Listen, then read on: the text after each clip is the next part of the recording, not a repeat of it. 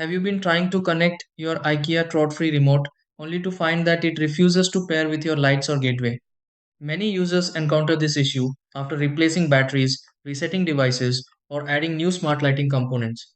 Although it can be frustrating, pairing problems are often caused by simple communication issues rather than a faulty remote.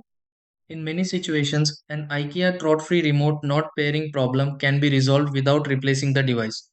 Before changing random settings or assuming the remote is defective, these are the steps you can try to fix this and restore the connection. 1. Install fresh batteries in the Trot free remote and verify that they are inserted correctly. 2. Bring the remote close to the smart bulb or gateway during the pairing process. 3.